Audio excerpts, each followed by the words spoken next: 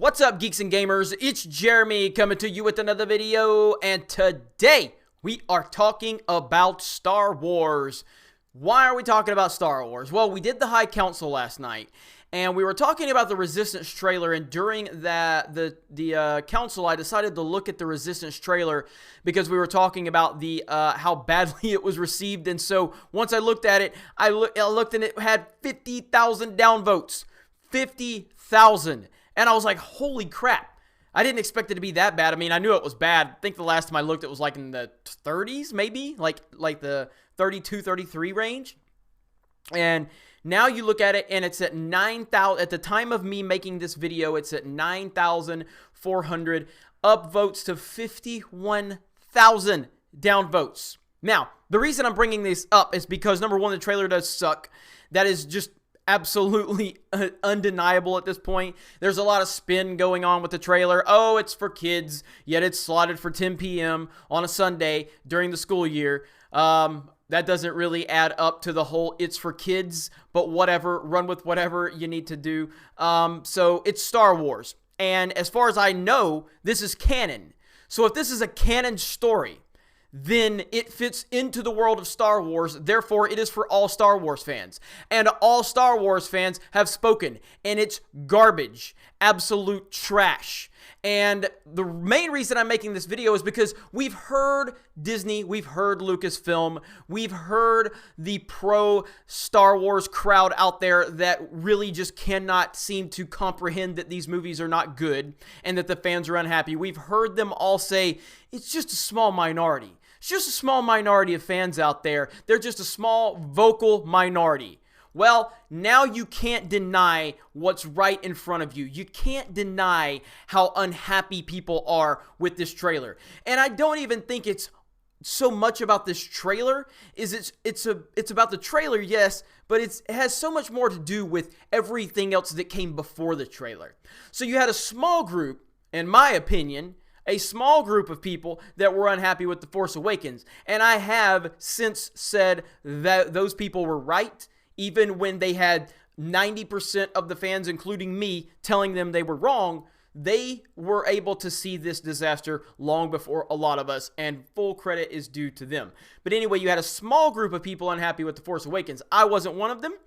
Then you had people with Rogue One, which, again, I think Rogue One is probably, in hindsight, probably the best received Star Wars movie under the Disney banner up to this point. But still, there were some people that had some problems with it. I didn't love Rogue One. It was fine. But then The Last Jedi happened. It was a big problem, a major problem. It's like a catastrophe at this point. It's so bad.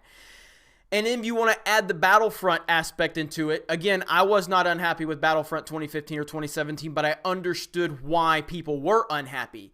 So you take that into equation, and then it all happened with Solo. That's where you really saw that Disney couldn't cover up how bad of a job Kathleen Kennedy was doing.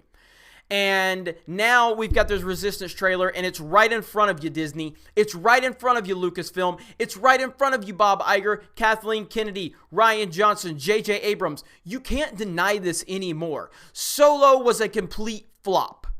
The Last Jedi, yes, it made good money. It was always going to make good money because it was coming off the highly successful Force Awakens. And then you saw that second week drop of 67%, and you knew there were problems, but it had already made like $500 million after the first weekend because it was going to make that. So The Last Jedi, that's where the problems really started to show up for everyone. And then we got Solo, and Solo was a complete and total disaster. And now you have this Resistance trailer, and I know Disney is embarrassed about this. Disney does not like things they can't control, and they cannot control the narrative around this trailer reaction. They can't do it, and I'm interested to see how they're going to respond.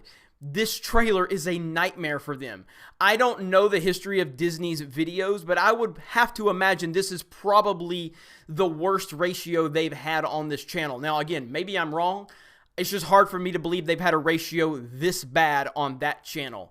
So, they clearly are hearing us. They clearly can't spin this. They can't just say that is a small minority. They can't say it's a vocal minority. They can't just say it's the few alt-right fans out there. It's the few angry white fanboys out there. They can't do it anymore. They have to acknowledge this. And we think that they are going to acknowledge this, but we will see.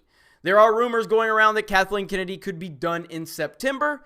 We've seen all of the stuff with Dave Filoni. It's interesting that Dave Filoni separated himself from this trailer a day or two before it actually released. And we've seen a lot of stuff with Filoni. I've covered that here on the channel with Jon Favreau, the Lucasfilm video. There's just so many things going on that's pointing to the fact that Disney has to acknowledge that there is major problems within Lucasfilm right now. Major. And this is just another aspect of it. Kathleen Kennedy has done a terrible job. This is another Kathleen Kennedy project. Yes, Dave Filoni created it, but this was greenlit under Kathleen Kennedy. She had to approve all of the ideas and create the basic layout where she wanted Dave Filoni to operate within in this trash of a cartoon series that apparently is going to happen. I can't wait to see more marketing material from this to see how the reaction is, but you can't deny it anymore. All you pro-Disney people out there, and again, I'm a Disney fan. I love Disney. I love Disney and I love Star Wars. What I don't love is Disney's Star Wars right now. I don't, and I will call it out, because part of being a fan is holding your favorite things accountable. And as much as I love Disney, and as much as I worship Walt Disney World, and as much as I love all of these old school Disney, Pixar, Marvel movies, that doesn't mean I can't hold them accountable when they are screwing up. And they have screwed Star Wars up due to social justice politics. And it's time for them to recognize it. It's time for them to own it. And it's time for them to start making things right. All right, so before we go, and I'm sorry I had to do a jump cut because I screwed that all up, but before we go, I want to give a big shout out to Brent with, I gotta read how he sent this to me in this letter. Brent with Infinite Godikin, I think that's how you say it, Godikin, and he sent me a t-shirt at the P.O. Box for Geeks and Gamers, if I could figure out how to hold it. Sent me a t-shirt. It fits very good, sir. Thank you so very much. And he sent me this to hang up. And so this is the first legitimate fan mail I think I've received. Plus he sent me a letter, and he had on the box, he was like, coming to you with another video. So I thought that was really cool. So Brent, thank you so very much. I appreciate that. That means a lot. And I really never thought about people sending me things. That's really kind of interesting. I don't really understand it, but I guess I can start dropping my P.O. Box information if people are interested. You don't have to. You don't have to feel obligated by any means whatsoever.